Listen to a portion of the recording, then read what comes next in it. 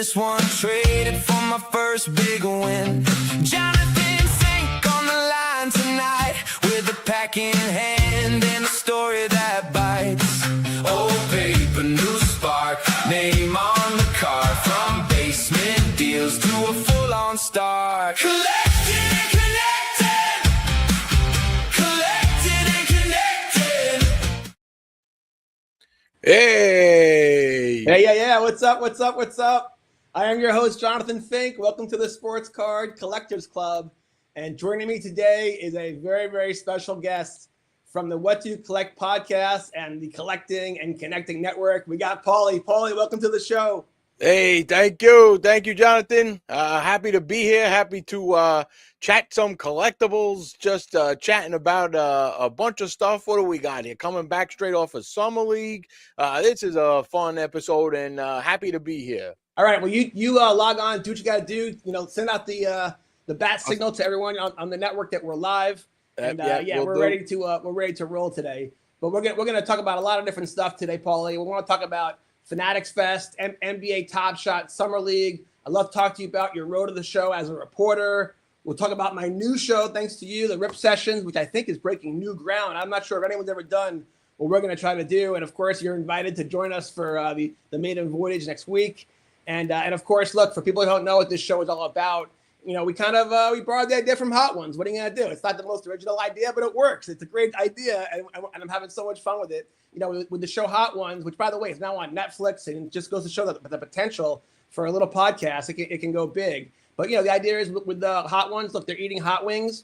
And with every question, the questions get harder and harder. Now, look, we don't do that. We just rip packs. But the idea is that we have some fun mixing a one-on-one interview kind of format with doing what we love, which is, you know, enjoying this hobby. And there's lots of ways to enjoy this hobby. And of course, for me, you know, I'm a Rat Pack kind of guy. I love ripping wax. And so for me, when I created this show with you, Pauli, my feeling was that I had to do something with, you know, ripping wax. And so we've built it into the show. And so every episode, the guest is going to bring, you know, something that's a surprise. I'm going to bring something, and then we're going to share it with the group. And really, that was kind of the genesis for what the Rip Session is all about. So are you ready to roll?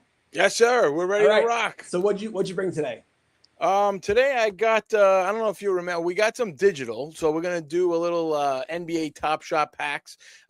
This is some of the set rewards from the season, some newer stuff that just came out from those people collecting sets, all season long. I picked up a bunch of different, small stuff, reward packs from the marketplace. So we're going to share screen and rip through those. And I just may happen to have handy here with bubble gum included. Oh, look at that design. Look at this. Awfully familiar design, Pauli. 1987. Still sealed. Look at this thing. I have not sifted through here. I don't think there's any big explosions. I don't know if we're going to go viral with any hits out of this pack, but we're going back in time.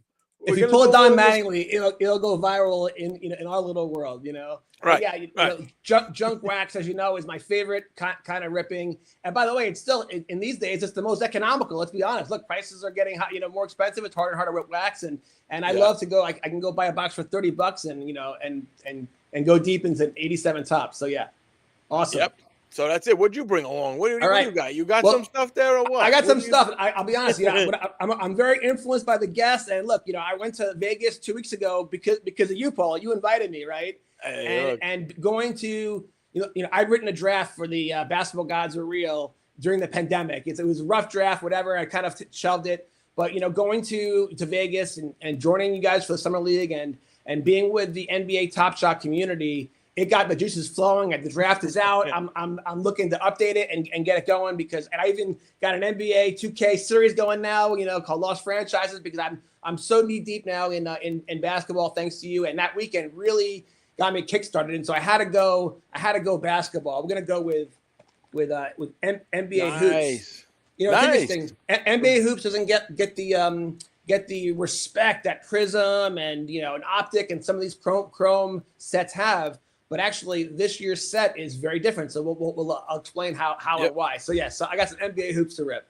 So I know, as far as I know, you for the most part, you would say your collection is mostly baseball, or what do you say as far as? I think a lot of us got started in baseball, but what do you over the years, as you're saying, basketball is kind of a new. Yeah. New, So like, I mean, yeah. So basketball is very, very new. I mean, I found some in my old binders. I found some like NFL score from the 80s. But I was predominantly been baseball. In fact, when my most prized collections are like my complete sets from the entire junk wax era, from the 80s all the way through the 90s. I also collect, the actual hobby boxes, and those are my favorite things to collect. But you know what? When I wrote, I gave you a copy of Volume 2, the Flip Life, which comes out in December. And look, we got to give credit to Gary V, because he preached, for a long time about non-sports cards being the next bull market, and he was right about that financially, but culturally he was also right, because for me, I never even thought about non-sports cards, and I now love Pokemon, and I've been, I got a Pichu, PC going on now, and I got a Pokemon ETB collection, and I have tons of V friends, and so I've now broadened out my horizons. It's not just baseball anymore; it's still my favorite. But I now got basketball, even WNBA. Thanks to you. Come on, who would have thought this was going to happen? I'm a Taurus astrology-wise, but I got an NBA Top Shot account myself, and we're going to have to explain, Pauli, digital collectibles, because I think a lot of people have no idea what we're talking about, especially guys. Look, I'm 52. A lot of guys my age, have no idea what that's all about. So you need to really educate the folks about. So let's before you rip a pack of NBA Top Shot, why don't you explain what digital collectibles even are? Sure. I mean, from what I got into the hobby as a kid, obviously collecting physical my whole life, basically having not as much, into it, say daily, but it was kind of like if I saw packs, I would buy them, give it a shot. Some players that come up through the years, you're like, okay, watching baseball, Aaron Judge, as a rookie, and you just notice this guy's going to be a superstar. So great. I'm going to go out, I'm going to buy his autographed rookie. I'm going to get the physical stuff, which I still do. So, I mean, behind me, obviously, there's a shelf full of, and there's boxes full of other stuff as well. But then all of a sudden in 2021, I heard a lot of the craze with NBA Top Shot. It was during the pandemic time. A lot of people had extra time on their hands looking for something to do. And it was kind of like, the perfect storm, as you would say. Like, well, all of a sudden now it's like, okay, people are off. A lot of this it's tied in a sense to crypto, and where it's tied to the blockchain because of the technology. It's not necessarily to say like, hey, you have to know how to, purchase crypto money to buy this stuff, or you have to be an investor or anything to get this. All you need is just like any site you go on, you with a credit card, everything's streamlined, and you can buy whatever moments and packs you want. But the good thing, which the technology I found that what interests me is that it gives you a digital paper trail. So it gives you everything to say that whether you can see a moment was purchased from the marketplace, if it was opened out of a pack, and if you sell it to somebody else, you can see the wallets and the profile names that go along with this. So to me, it was something that automatically, if you like it and you like what you're looking at, it's authenticated. There is no taking it anywhere else. There is no, I wonder what this is. What if it's a 10 or a 9? It is what it is. It's digital. So it's what's great about that is just that once you have that video highlight, a video moment, basically it's yours, and you don't have to do any other work. Like, you're done. Once you get that play that you wanted and that grail that you've been waiting for, because that's what basically a lot of the collectors here, they have older moments that they've wanted, championships teams that have won, say 2-3 years ago. Some, collectors this season might have completed the Boston Celtics championship, legendary finals moments just this season because the price has come down, say, over the years, so people sometimes they have it, they watch it, they're looking to put their, investments or their money into other things, and they'll sell. So you can have an offer sitting out there, and all of a sudden, boom, your offer is accepted and it's yours. So it combines almost like if people who are used to going, say, purchasing on eBay to find their physical card collections, it's kind of combining everything into one place.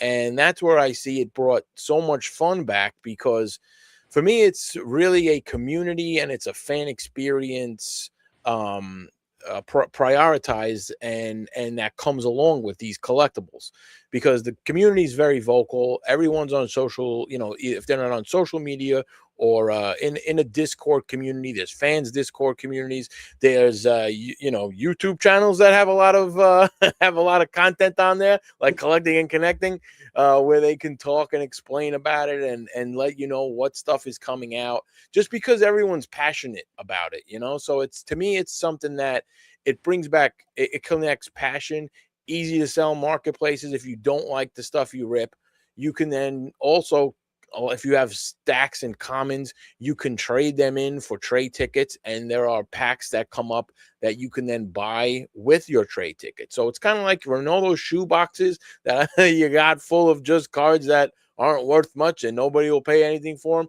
You can trade them into, you could trade them in and get a ticket for it. And then say a pack comes out where it's like, hey, 10 tickets to buy this fun rip pack.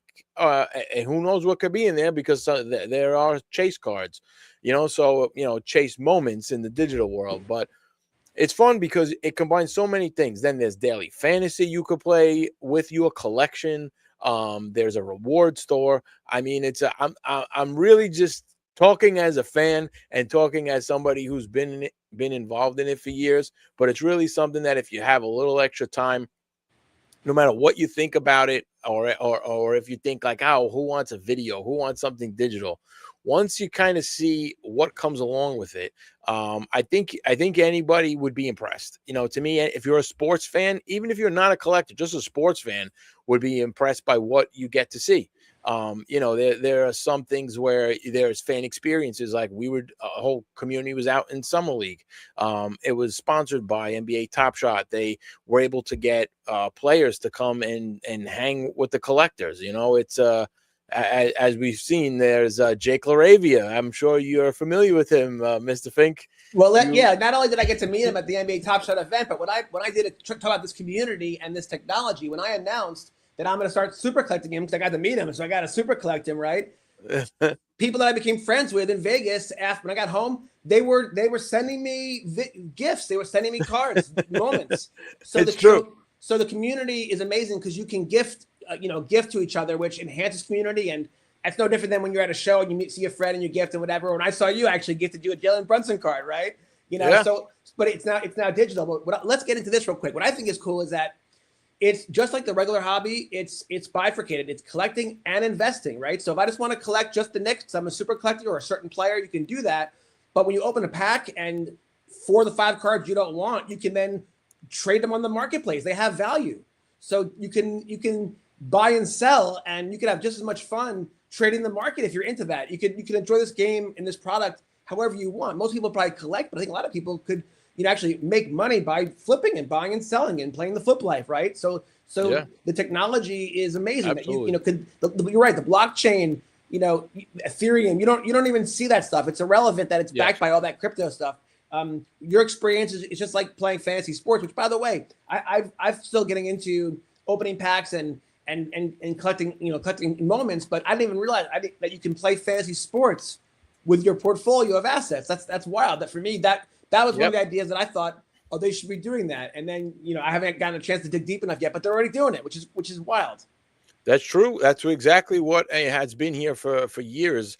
And it keeps evolving and it keeps expanding, because it doesn't cost you any more than what's in your collection. And what's cool about it is you win, you can win packs, reward packs. They change it up throughout the season. Sometimes it's just credits at the daily. If you're at the top, leaderboard, say for the day, there's, credit to then buy whatever else you want, packs or more moments. And then there's the historical fast break. Basically, it's you use your older players. How cool is that? Where it came along, where now if I like to collect older players, a lot of people are like, well, what can I do with these after a while? Well, now there's a simulation game that runs your Patrick Ewing, your Elijah Wan, your Shaquille O'Neal, your Allen Iversons. I mean, you'll on a given night, they're not going to get hurt, so don't worry. And it's not like, all right, started them and that's it. The simulation runs, and whatever obviously your old historic players get, there's also rewards for that throughout the season. So I have a freaky team, dude. If you remember that you gifted me my first couple of moments, and do you remember the first 2 I asked for? I asked for Manute Bol and Muggsy Bogues. My starting five is going to be a freak fest, man. Yes, this is. I mean, listen, you're on your way. So I mean, you got to get a starting five. We got to get you 3 more on the way. But don't worry, I got Jake Moravia too. He's my shooting forward. I'm ready to roll. I'm ready to compete. And now it's also WNBA season, so you got WNBA on there as well. So that's what's so great about this product is that most sports cycles there's a preseason, you have the season, there's the off season, and there's a huge lull when there's an off season. And here with the Summer League's not part of it yet, but with the WNBA, just when the season's over and you've had the NBA Finals epic peak, a couple weeks go by, and the next thing you know, you're right back in through summer with WNBA, and you're collecting Caitlin Clark moments and the whole thing. So it works really well. It keeps the fan of basketball engaged all year long. All right, so show me your high technology. Let's get a second screen going, and let's open a pack or two and show us how this all works. All right, let's take a look. By the way, like I promised, I did bring along a little coffee and some baked goods over here. So, we're ready to hang out. We're ready to just ready to have a good time over here. We got some coffee. We got some pastries. So let's rock and roll. Yeah, and shout out to the chat to Briar J and David LeVay and Air of Grace, all you guys. Thanks for joining us tonight. We appreciate it. Absolutely. Right. So let's see what we got here. All right. Let's see. We can go in on this. All right. So are you automatically a New York Liberty fan? Is that how it works for Pauli? Yes, I am a Liberty fan. I've been to a bunch of games. I enjoy watching. I was watching, before the championship season, kind of seeing it come together over there, which, it's easy to root for, a fun team to watch. Ionescu can really, shoot behind that arc, it's fun stuff. Watching that team out there. Stewie's been there, anchor for years in the WNBA. So it's a great team for to cheer for, especially if you're in the East Coast over here. Yeah. Us New Yorkers enjoy it at Barclays Centers in Brooklyn. You get some good pizza across the street. I mean, listen, you can't go wrong. You get a good meal before you go watch a game in the summer. Air conditioned. Who wants to be outside in the summer over here in Brooklyn? You'll be sweating to death. So yeah, you go watch basketball indoors, nice and cool. I mean, basically, this is my couple of the collectibles here that I have. We're gonna be going into let's see what we could show right now. This is the let's do a little shoebox we got. So these are my legendary moments that I basically, just as soon as the Knicks won, the NBA Finals, I said, I can't wait for these to come out, because why wouldn't you want to rewatch the finals and collect it as well? This is my number 9 right here. It shows of 39. So there's only 39 of these legendary moments here of Jalen Brunson. There is sound as well. I believe you're hearing it. You hear some music behind this? I don't hear the music. No? All right. There's music. Maybe I need if to you want it. do something. It's fun. Yeah, it's fun. I'm just letting you know. It'd probably be drowning us out right now anyways, but you can basically, I collected the whole finals, the New York Knicks. Wow, and it's worth $700. Currently, yep, the lowest. If you want it right now on the marketplace, yes, $6.99 is the price on that one. But that's what's so great about you, Pauli. There's no price that you would probably give, or what is the price? What's the price that Pauli would say? All right, fine, you can have it. I mean, for this legend, for this set, I don't know. There is no price. Honestly, for other moments, yes, there's the price. You waited your whole life for the NBA Finals, and then yes, won it. 53 years. I think I could miss a couple vacations if needed. I don't care what it is, but I had to get all the moments. You got Jose Alvarado. And real quick, let's talk about that. How, when people have to suffer for a very long time as a fan before their team wins a championship.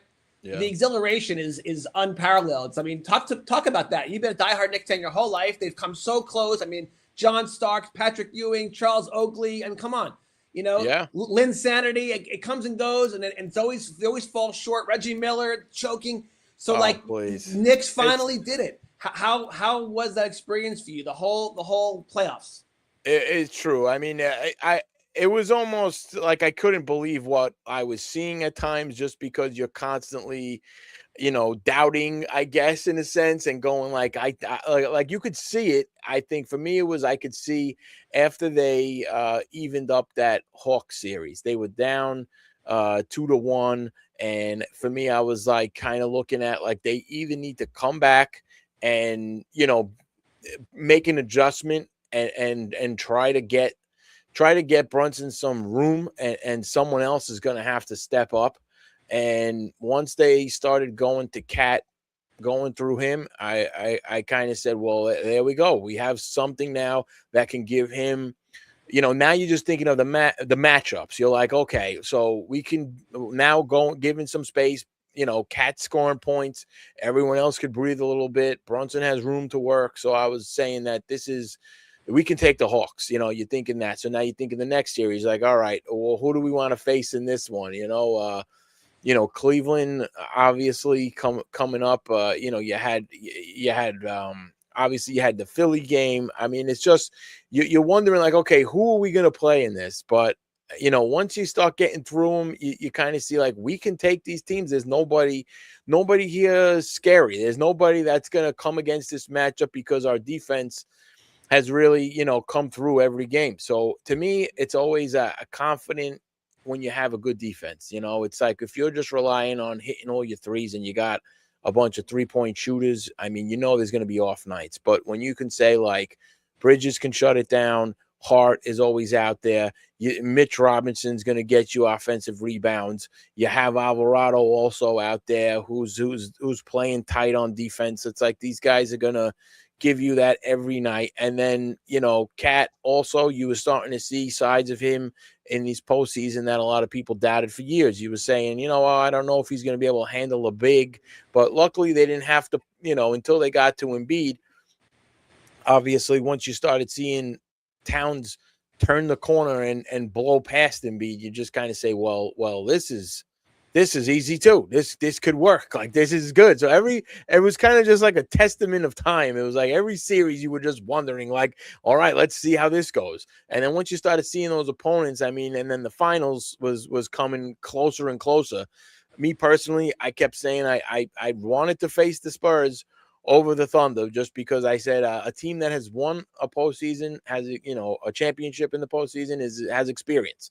So I said, give me the young team with inexperience, because you don't know what happens. I'd rather take the unexpected than take a team that, knows how to coach and really has done it all and has crossed that finish line. So I was saying, all right, let's go. Game 7. I mean, I like the Thunder as a team. I think they're talented. They're fun to watch also, but I don't know how the matchup would have went against the Knicks. But once I saw the Spurs were there, I said, all right, let's do this. And, just those comebacks.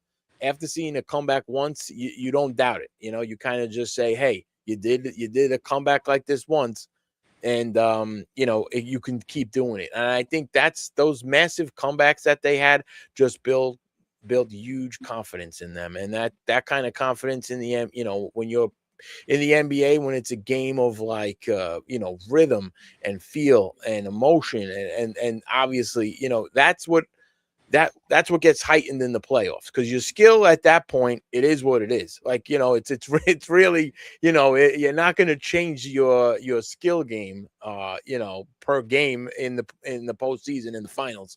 But, that attitude, that confidence, that just, we know we can do this. I think that's what pulled them through, each game to come back. And watching it was unbelievable. So, I mean, seeing the city erupt, it was almost like the city couldn't wait to celebrate this every night going out there. They just couldn't hold back. It was just amazing to see the city come together for the first time, like in my life, in this aspect, because there's really not much of a division of fandom. But when it comes to the NBA, you always got a huge, Yankees versus Mets, Jets versus Giants. You got the Rangers, the Islanders, the Devils for hockey. So every time there's a championship, you're always losing a big crowd here, So I know the Nets are in Brooklyn, but they started out in Jersey, so their history of playing ball does not go back as far as the rest.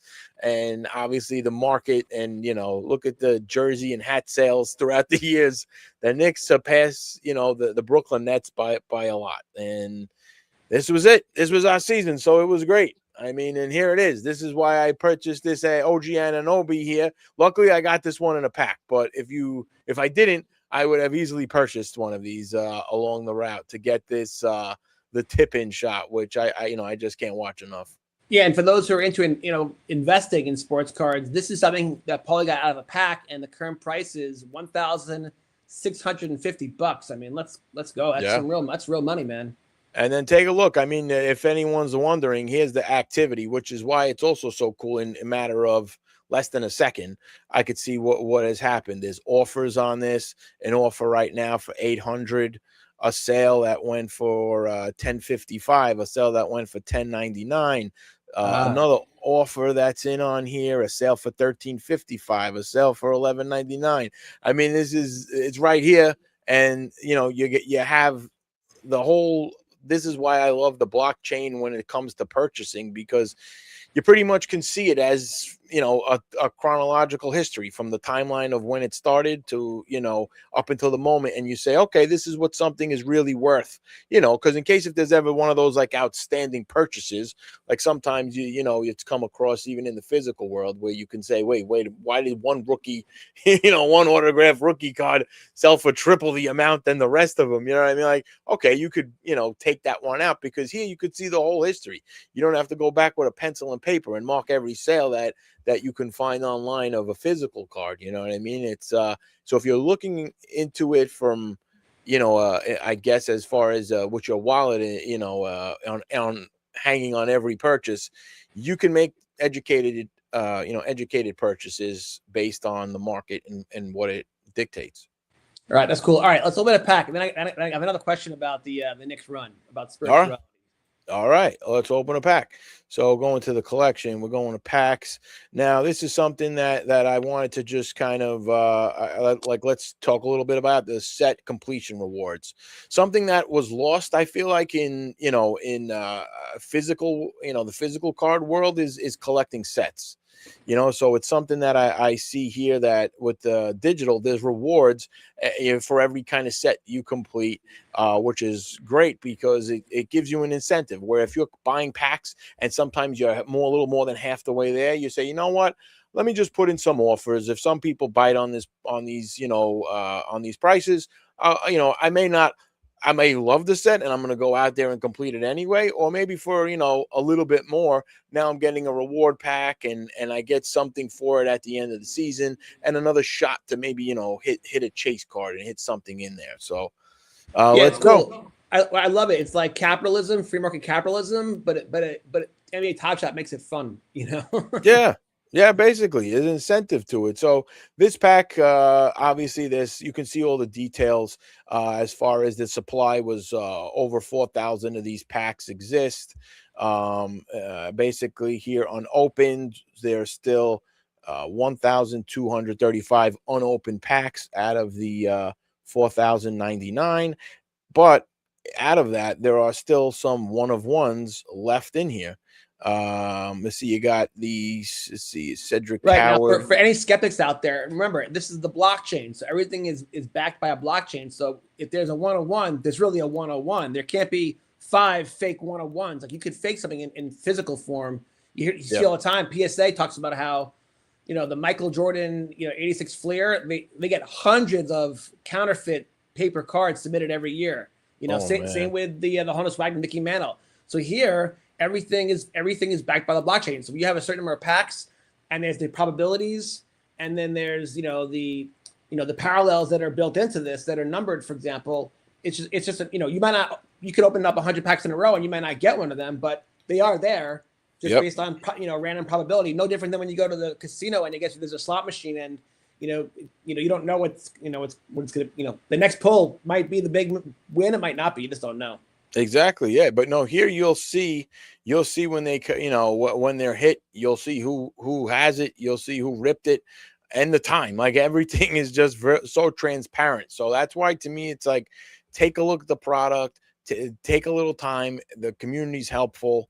And I think you'll see that there's a place for this, even with physical or anything else you collect. If you're just a fan of the sport, who wouldn't want to watch a video highlight of their favorite player, even if you don't collect a lot? You know what I mean? It's like I would at least see a need to, like, I have to at least own one, great play. Maybe it was even a play at a game that I went to. You know what I mean? Like, that's even more special, where you got a lot of collectors collecting specific moments just because they've been to games, and it's like, well, is some people they even see themselves in the moment. I mean, there's a couple special ones that sit courtside. You could see yourself, and you're limited and minted there as well. So it's wild. A lot of cool aspects to it, All right, but let it rip. Let's go. Yeah, we do. All right. So we got, let's see here. This is a little pack opening experience from the base reward set. So if you completed the whole base of the 25-26 season, you would get a couple packs as a reward. So there we go. So just like when you play MLB The Show, you build collections, right? And then you get rewards for building the collections, right? Yeah. So this is there's obviously you get a couple packs, but I just purchased two random ones here off the marketplace. So first moment, what do we got here? This is very cool. This is Nikola Jovic. We got here. This is from the Miami Heat, and this is basically a club collection.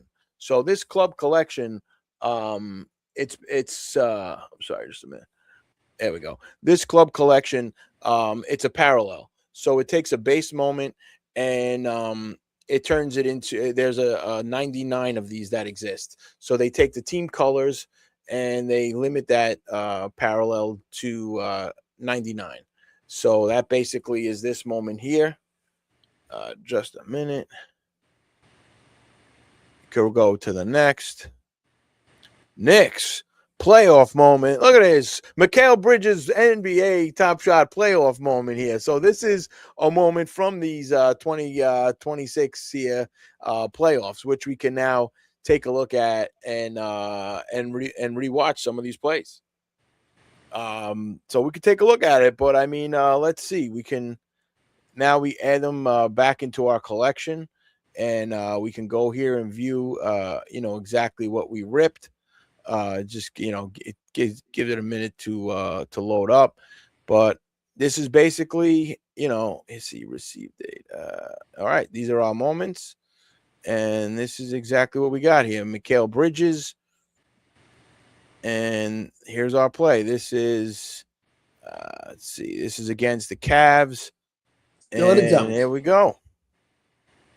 I mean, pretty cool to just say, you got, ripping a pack. You got an awesome steal and a quick two by Bridges on this in the playoffs.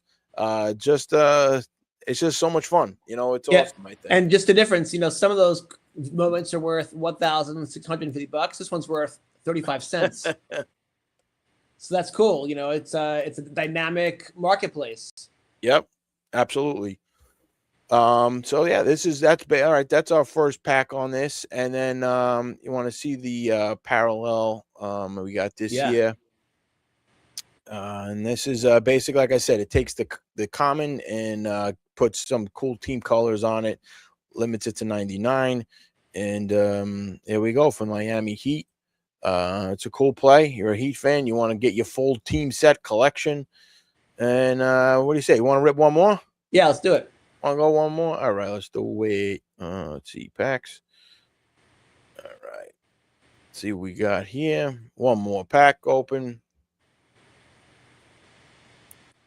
All right. See, Pistons playoff. Here we go. Cade Cunningham, number 54 out of 929. We got a Pistons playoff moment. OKC playoff moment as well. Jared McCain, very nice. Same thing as it is here. We can take a look and see exactly these moments in our collection. You know what? It's just like when you rip NBA tops. The truth is most of the, I'm guessing those are both going to be worth like 50 cents. Yeah. But the truth is most of the base cards you rip are worth nothing, or 50 cents maybe at most. It's only the number cards and the autos that really have value on eBay. Yep. So but it's a perfect also representation of the physical market, just in video form. Some videos are more coveted because the player, the play they make, when they make the play, right? These are all different variables, you know. yeah, absolutely. By the way, shout out to the chat. We got 1,116 folks joining us today, checking out NBA Top Shot ripping packs. So thanks for everyone for joining us. We appreciate it. Awesome. And let's see what else we got. So also just to show you something quick, like we said, physical. Sometimes you said is worth 50 cents. Offers on, there's sometimes you could take a look. Okay, on this one, it's obviously not in there high might be demand no offers. right now. Yeah, there might no offers. That's okay. But if you take like a look, life. a lot of other moments. Here's just this is an old rare moment. All right, $5, $4. This is a moment from series 2. So this is from I don't know, about 4 years ago, random rare. There's still offers out there. You know what I mean? There's definitely moments that you could easily just say, all right, I don't like this. And especially on a new pack drop, there's definitely offers for almost everything, because when it's new, everyone wants to complete their sets. They want to get those moments. So you can instantly just accept an offer. You have your credit, and now you can go back and rip some more packs. A lot of times with a physical card that's worth 50 cents, you're in the shop. Well, who's going to give you 50 cents? Not sometimes no one even is going to do that. You know what I mean? Like, it's hard, but you can't even convert them. They say they're worth 50 cents, but good luck. Sometimes even the shop owner's like, nah, that's all right. You can keep it. But this is some of the fun here. I mean, I can go on to this for a while. Talk about whatever you want. Obviously, there's fast break. When you go on the play, this is where you kind of see some of the fun. There's prediction picks for points, and then there's a reward store that opens, and you can purchase like merchandise, autographed memorabilia. At times, they load in physical items as well, Top Shot merchandise. That's under the reward store. But then this is like the fast break. So this is basically your WNBA lineup. Now, is this the fantasy league, or is this more like daily? Is it more like daily fantasy, basically? Exactly. Yep. This is my run. I got one loss back on July 16th over here, last Thursday. Just fell short. But the rest, we got wins over here. You just see it's in green. Win 1-1-1-1-1.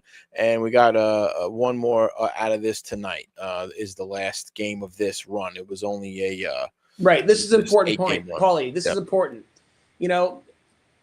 So much of this hobby, the prerequisite is spending money, right? You can't rip packs unless you spend the money. Well, so here's an example where you have to spend some money to rip some packs, acquire some assets, right? Some digital collectibles. And once you have them, you can, you want to rip more packs, spend more money, you can if you want to, but you don't have to. You can just play the daily games with the cards you have. And so it doesn't have to be a money pit. If you love it and you want to keep spending money, then that's awesome. I'm sure NBA Top Shot's thrilled. But the point is, it's a platform just to have fun too, but you have to have enough. It's just like you have to have some chips to go in order to play the game. So you have to have some players. But once you have a starting 5, basically, you can just enjoy the app. And then basically, just like when you play, fantasy sports, or when I play my MLB franchises and whatever, you upgrade your team, right? Every once in a while, you might sell a player, and then you upgrade your team, and then it gets better, and then it gets more fun as you kind of have this road to the show grind as you're keep improving your team. You start with the rookies, next thing you know, you're playing with the legends, and your portfolio gets better, and it's more and more fun as you keep going. So that's awesome. I love it. It's true. I mean, then you can see here, these are the prizes. This was run 7 of the season, and it's only what is this, 8 games? 2, 4, 6, 8. Yep. So, and it shows you here your prizes. Daily, the person who comes in first wins $75 Top Shot credit, and then you use that to buy more moments, packs, whatever, and it goes all the way. They reward up to the top 100. All right, it's $2, but I mean, it's every day this is going out. And then you have run prizes. So for the run, top first person gets $250, and then there's based on how many wins you have, you get Top Shot points. So like this is for the reward store. So if you got all 8 wins out of this run, you get 6,000 Top Shot points, and then that's probably good enough to redeem for something pretty decent in the reward store afterwards. It's awesome. It's fun. It just gives you so many other things to do with your collection. I love every morning waking up and checking my fantasy team, setting the roster, just as much as my wife loves playing Wordle every day, right? And if you love collecting, you love the NBA, what better way to start your every day when you're having your cup of coffee, then checking your portfolio, seeing how you did last night, seeing how the values have gone up, seeing what offers you got on the exchange. It's neat. All right. Yeah. For all this talk about digital, let's go old school. Let me rip a couple of these. All right. All right. Here we go. Let's see. I'm going to throw some old timers up here. There's old Allen Iverson back to the 76ers on here. Oh, yeah. This is practice. What do you mean practice?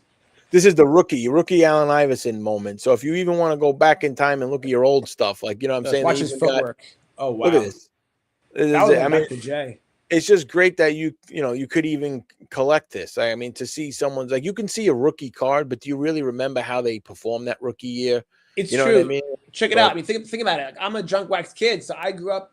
So the first fantasy league I ever played was in high school. So like 1988, and we played NBA basketball fantasy, and you had to literally, we did the box scores by hand because from the newspaper every day, I delayed, and like, so all my favorite players that I grew up with, like Drazen Petrovic comes to mind, from before he passed away. I was, being able to get the videos, not just of the current players, but of the past ones from like your childhood, the same way you love collecting, You mean the vintage cards, You mean this guy right here?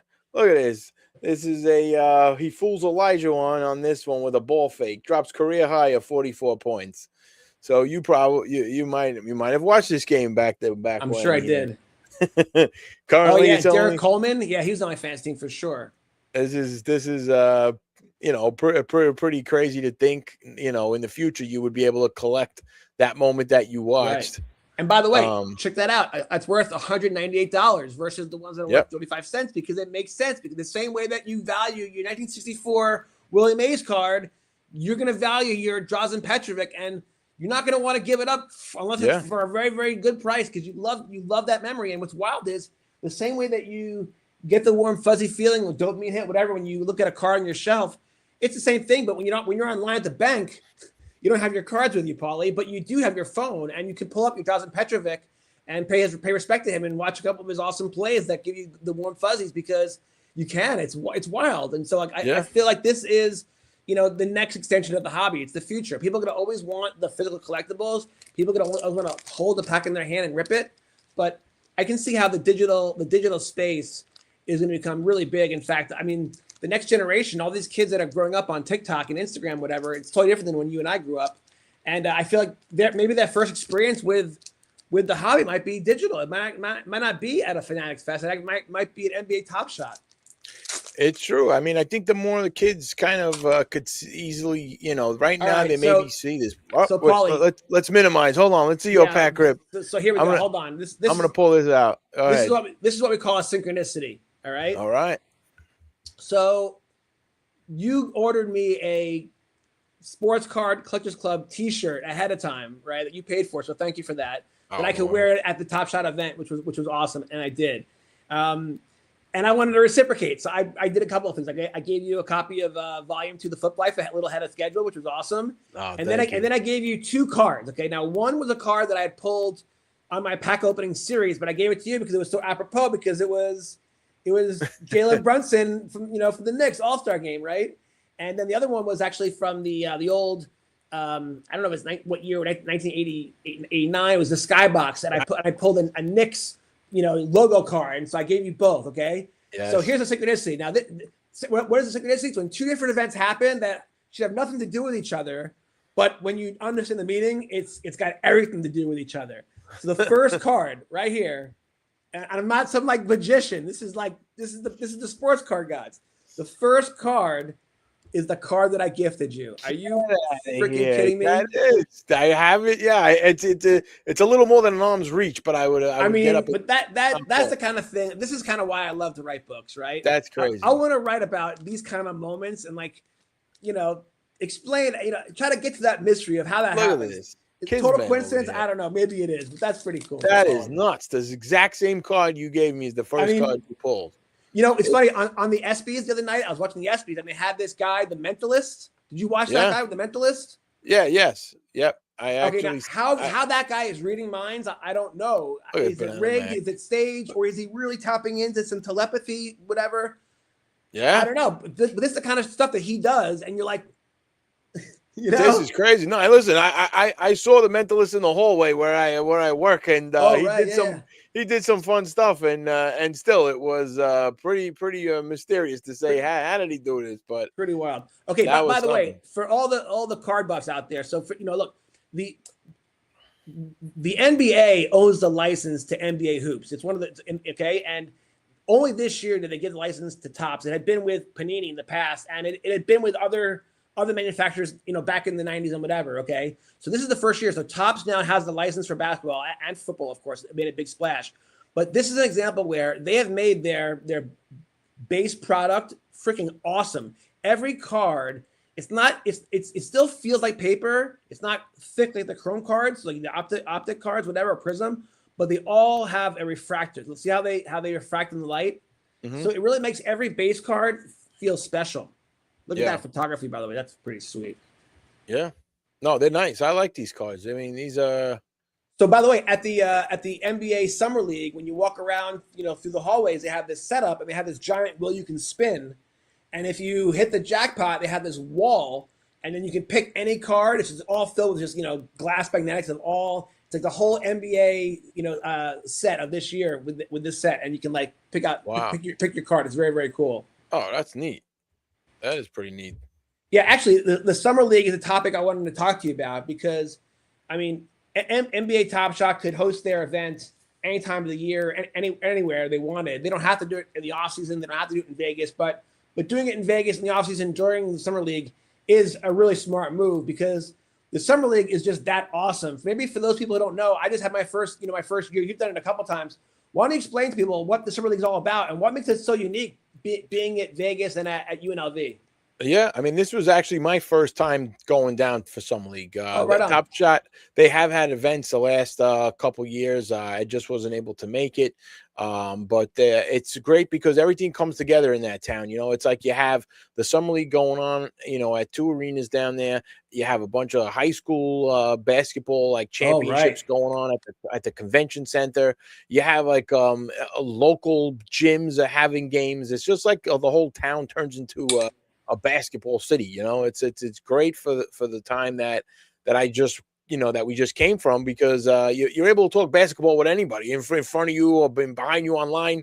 It's fun, and then obviously you can go and watch all these freshly drafted rookies down there playing their first games, just trying to get acclimated to their new team members, people who have maybe been on the team and trying to prove themselves for a roster spot.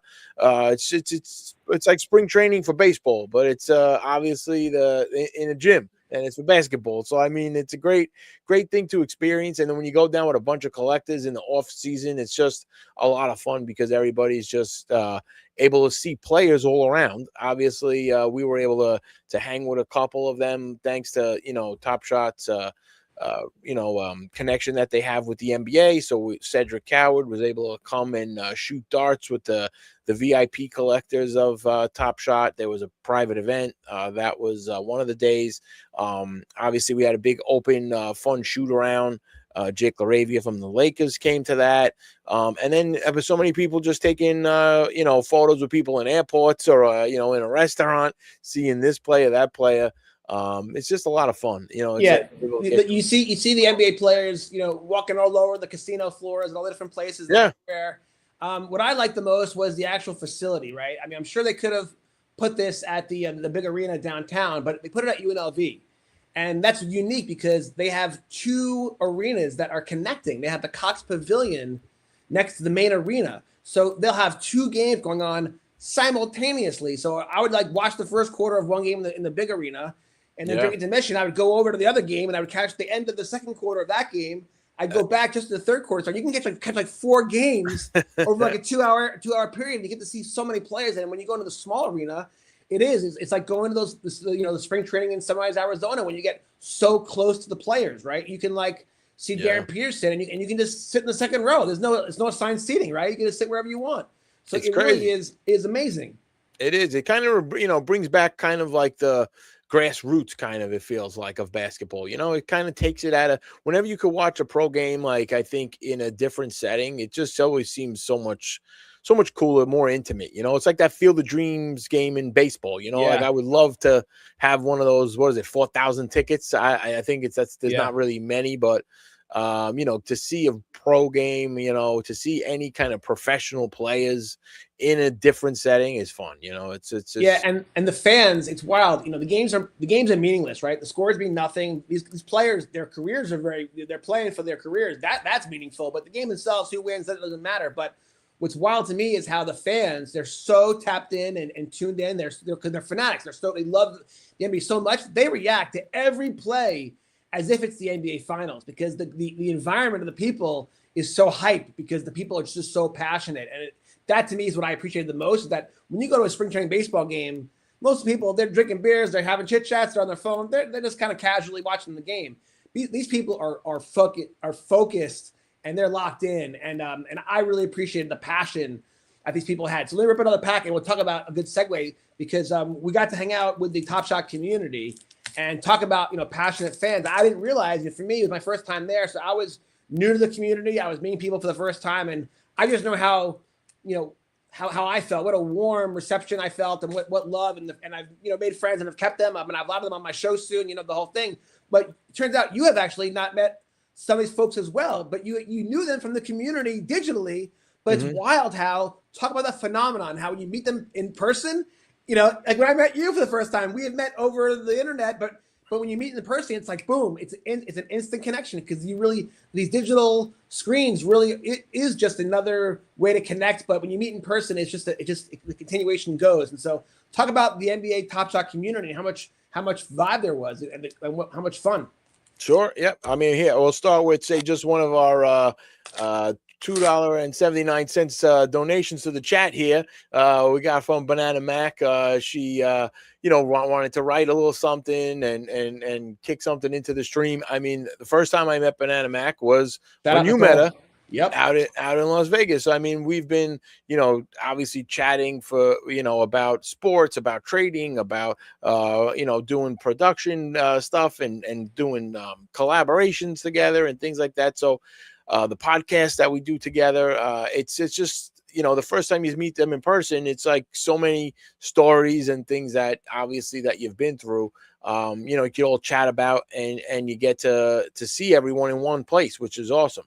You know, like you build these kind of this rapport and these connections over years almost with a lot of these, you know, collectors. And because everything is digital, you can gift someone a moment, you can, you know, sell them a moment. I mean, everything you can trade, everything you've discussion that you've been in and chats, you can watch sport, you know, live sports and then jump in a, you know, chat and then basically just be exploding to another fan about your team and saying, this guy's horrible, this guy's great. Like it's you're talking sports and you're collecting with these, you know, with these members for years. So it's just great to finally get to see them, you know? Well, okay. So this is another topic that I'd be meaning to bring up, which is how you take members of the community and you turn them into media personalities, right? I mean, I was an author, so I've been around a little bit, but let's take someone like, you know, like Banana Mac, you know, Nicole. I mean, she's interviewing Jake LaRavia. She's on a panel with us. I mean,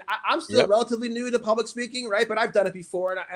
But you give these everyday folks a platform, and you know, you are the producer of the show, right? And you have not just your own podcast, right? You have mine, but you have like a dozen podcasts, and you have to find this kind of talent. And you and now I get how you find these people, because you have created this amazing community. And then, by the way, you give someone like Nicole the platform, and then Nicole's been doing that. Nicole's been doing this for a long time, so she's actually like, that's the thing. A lot of people collecting and connecting has been going on from the beginning days of Top Shot. So I've kind of come in, you know, but maybe a little over a year ago, a little year and a half. So a lot of stuff has been going. It just came from the fandom, and it just came for the love of it. But then, yes, as we grow, I try to get, you know, other collectors who are passionate about whatever it is. It could be just their team, and they're not maybe a huge collector, but okay, right, we're still going to we want to hear about sports, and we want to hear about our favorite team. So if anyone I see that is, you know, passionate about it, really wants to, you know, come on and voice, and has good opinions and voice, you know, just kind of their love of the game, or just that a little bit about their collectibles, or a lot of it. Like, it doesn't matter. It's just we want to hear that, and I will work with them, obviously, to try to give them a good,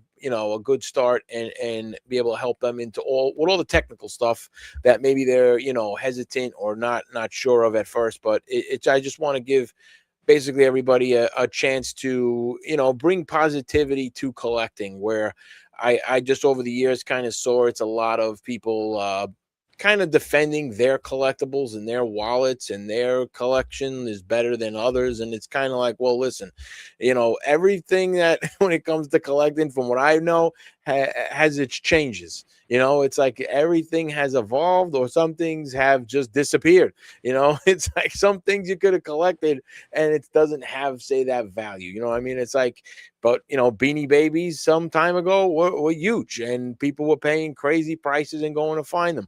But it's like, not to say they have no value, but obviously the craze isn't there like it was. But if you want to talk about your collection and say, like, I still have them, I still love holding on to these are what I have. Like, I want to hear those stories, because to me, I find it amazing why people still hold on to some of that stuff. That's or right. Somebody says, hey, you know what? I fire saled all these things. I couldn't take looking at them. Whatever, like, the reason is, I want to know the whole story of it, So that's where I feel like no collectible is, really a bad collectible, as long as it's obviously something mainstream that we all could have bought, and there was a fan base for it. I think it still it holds a good platform, so we can hear the story on why you bought it and why you still have it. Yeah. Okay, so as I open these cards from pack number 2, obviously this is NBA Hoops is now owned by Topps, and Topps is owned by Fanatics. And you just spent the weekend at Fanatics Fest in New York City. It was their second or third. I think it's their second time. I think third. Third. Okay, I was there last year, but I think it's the third. You've had a chance to see the show grow. I understand it was bigger and better than ever before. But let me get the Pauli perspective on Fanatics. I know you had when I first discovered you on social media, it was always you with your mic, interviewing folks at trade shows, and so it was good to see you back in your element, doing what you love to do. So talk to me about the people that you met, your favorite conversations, and just your whole take on where's the hobby at from a Fanatics perspective, from a Fanatics Fest perspective. Yeah, sure. I mean, I could go for a long time. I'm going to truncate it a bit. We'll also have a "What Do You Collect" podcast episode from it, so you could see all the details in that. Fair enough. Obviously, I can't get into everything because it was. Save the good stuff for your podcast. Just give us a taste. No, I mean, in general, I'll give you, just my whole overall of 3 days there was great, and amazing to be in the middle of that many collectors and people in the hobby. It's a great place to network and kind of get to see a lot of people that I've had interactions with, again, virtually, or through having them on my podcasts and episodes, or me going on theirs, and then I see them there, and then you're able to connect in person. It's just a lot of fun, and the fan experiences to me is the most unique part about it. I know that there's a ton of trade tables, but I mean, I think everyone is kind of, if you collect, you're kind of accustomed to that, whether the local hotel convention center or whatnot, what tables and cards and dealers look like.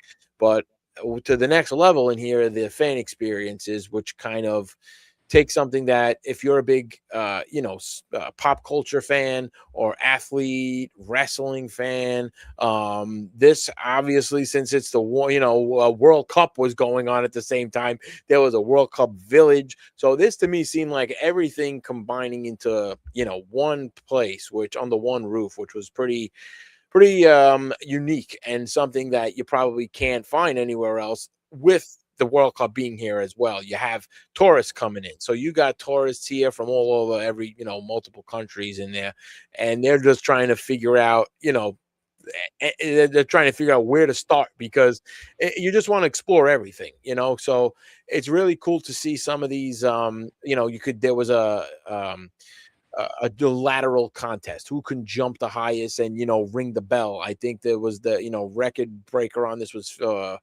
I think it was like 53 meters. The guy jumped and he rang this bell and won. I forgot. I think he won like a Ferrari or something. It's just, no, there was a guy who did all the events, won a Ferrari. I think he won cash, the other guy from Shaq's jump contest. There's like so many of these like fun things going on. Then there's just like, kicking soccer balls and trying to get it into the goal, and you can win prizes.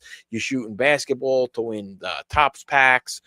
There's always like a reward for everything that you're waiting online for. And that goes along with if you purchased autograph, memorabilia to meet your favorite player, you take photographs.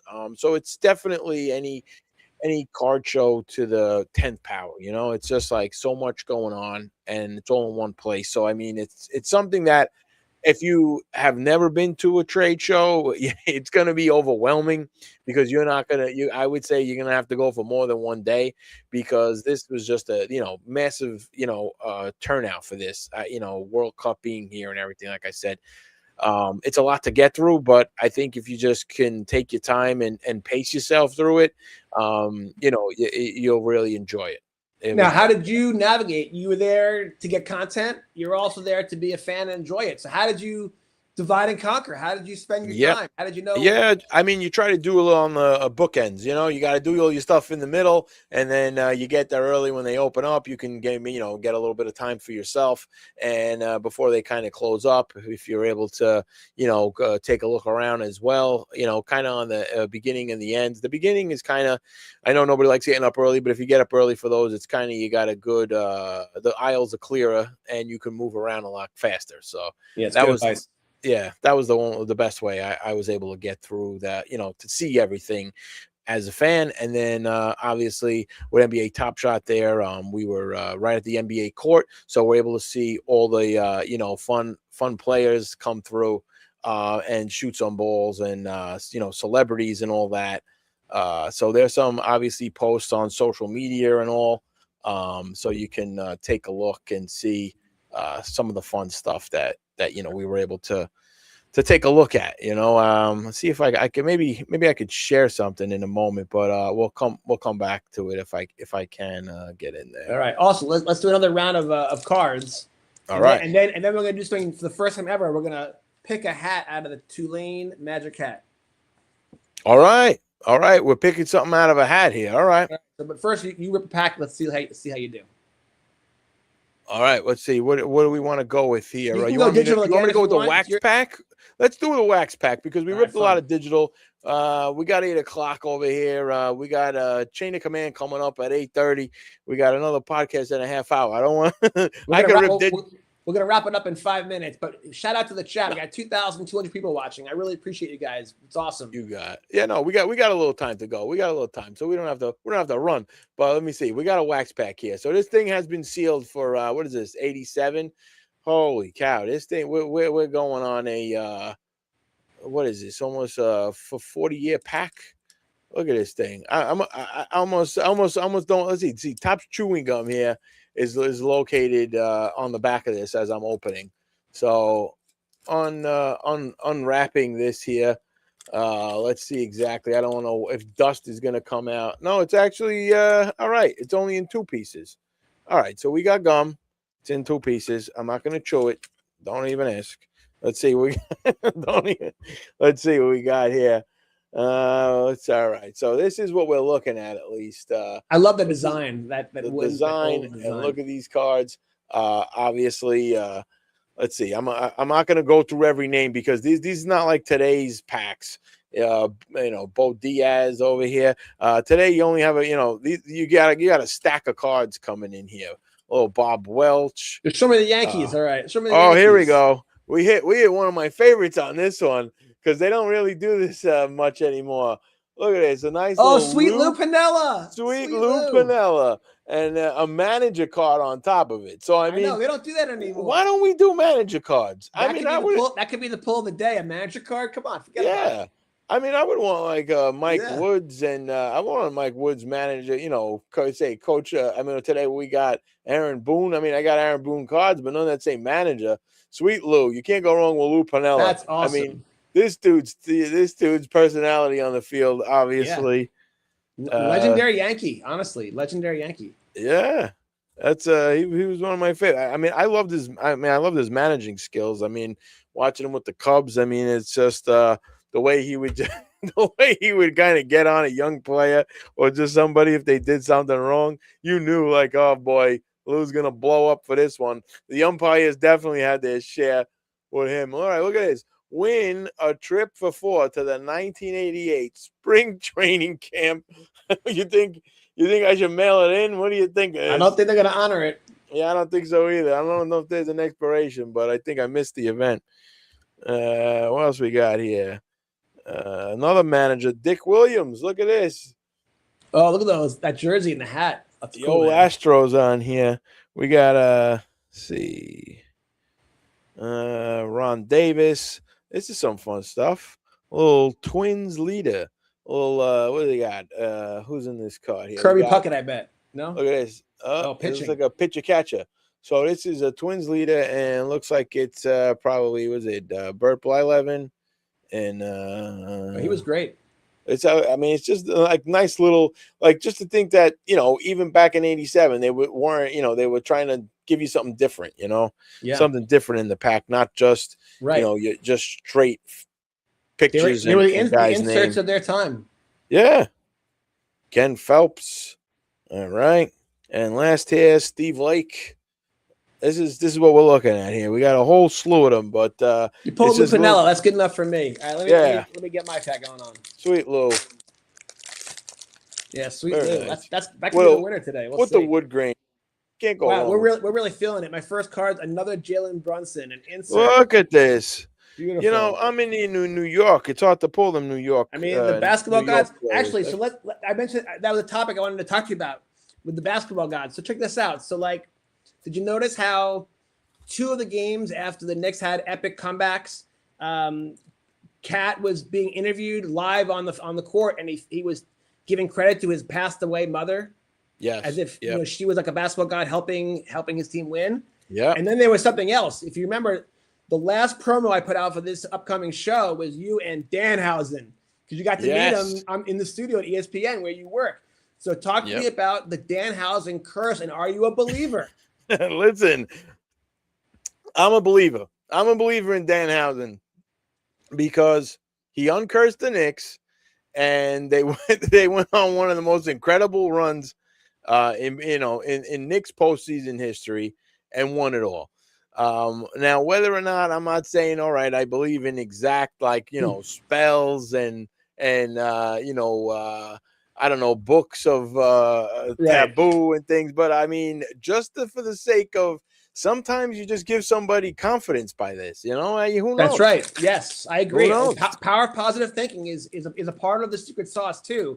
But what's also weird is he didn't just uncurse the Knicks; he then specifically cursed the Pacers, right?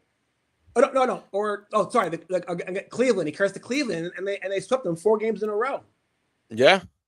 No. Okay, by the way, if you're going to plan on writing something on this, by the way, I'm going to have another story to add to you along with this Knicks stuff. At Fanatics Fest, very cool looking card there, by the way. At this Fanatics Fest, I met an awesome fan who had a story that you could kind of say might have helped the Knicks win also. It's some incredible story that I'll start it out with just saying that he broke his leg on the night before he was supposed to go to the game. And he basically was, doubting whether or not he should go. And this was the night that the Knicks came back against Cleveland from, that 22-point, deficit. So he's there with a broken leg, and I think the story is like they basically saw him there and was like, hey, why don't you take the elevator, because you're hobbling around. And he was basically like, all his friends were like, you shouldn't be going to this game. He's like, I don't care, I'm going anyhow, I'm not missing this. So he takes the elevator, he gets off on the wrong floor, he's walking around some VIP level, and who does he see? Clyde Frazier. Clyde Frazier starts talking to him and is like, hey, what happened to you? And he starts talking about his injury. He's like, I had that. Frazier's telling him I had that same injury. So then Frazier's like helping him along. And then they meet he basically going, trying to find his seat. And some guy tells him like, hey, listen, where are you sitting? He's like, why don't you take my tickets instead? And he's like, well, I don't know. Like, I was like, I'm all right. I'll just go sit in my normal seat. I just want to watch the Knicks. And the guy's like, no, really, take my tickets. So there he is sitting courtside. So from going in with a bum leg, sitting in the nosebleeds, this guy hung out with Frazier, sat courtside, and then there's more to the story. But I'm gonna save some of it because it just kept going on how basically people were leaving the stadium for this comeback, and then people started shouting, the kid with the broken leg still here. Where the heck you people going? So everybody started crowding around him and his broken leg because some people have left. And they all were starting to watch the Knicks come back from that deficit. So his story kept going on. There's some other oddities in there, but I love it. I love it. Well, that is beautiful, man. I mean, the basketball gods are real. The sports car gods are real, no doubt. And I guess let's just wrap it up with my upcoming show. Maybe you'll join me as one of my upcoming guests. But next week on 10 o'clock Eastern, we're doing the Rip Session, which is basically another podcast from the Sports Card Collectors Club, where we're just gonna rip packs, just like going to a local card shop and sitting around at a table and just hanging out. And so I'm gonna DM me and I'll send you a link and you'll join the podcast. We could have 4 or 5 people, could have 10 people on here, just hanging out, taking turns, ripping packs, sharing stories. And we'll go for an hour, maybe we'll go longer if it's cooking. And that's just a new way to enjoy this hobby, using the internet as a way to connect and collect together. So it's just another way for you to help fulfill your vision, Pauli, of collecting, connecting. Rip Sessions will just be about ripping packs and enjoying this hobby together. That's awesome. Listen, I love it. I think it's definitely something that's great to just keep putting out some content here, sharing stories, people that are passionate and, able to, just really love the hobby, love these cards. It's great to hear from them and get your news from them. Cause a lot of times it's like, you'll be able to find out about a new, upcoming pack, or you're telling some information about, what else to expect. I mean, it's just something that's fun to hear it straight from other people. It's a great news source and a great way to basically share, these stories. I mean, I love hearing it, and I love the growth. I love the way you. Yeah, and by the way, this guy Yang Hansen's going to be a new PC card for me because I've created a NBA 2K franchise called the Lost. I think it's called the Lost Franchises. And the players that I use in the game, I'm going to collect their cards and create a PC of it. And so this guy is was my first round draft pick, so I needed this card. So this is a win for me. I'm stoked. Awesome. All right, well, Pauli, dude, thank you so much for joining me today. You are the best. You're the reason I'm even doing this. And, you're doing great. God bless you, buddy, and we'll do it again soon. You take care. Appreciate it. Thanks, Jonathan. All right, be good. Thanks so much.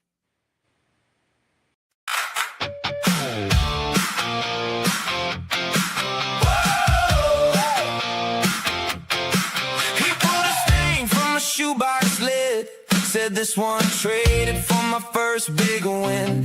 Jonathan Fink on the line tonight, with a pack in hand and a story that bites. Old paper, new spark, name on the card, from basement deals to a full-on star. Collecting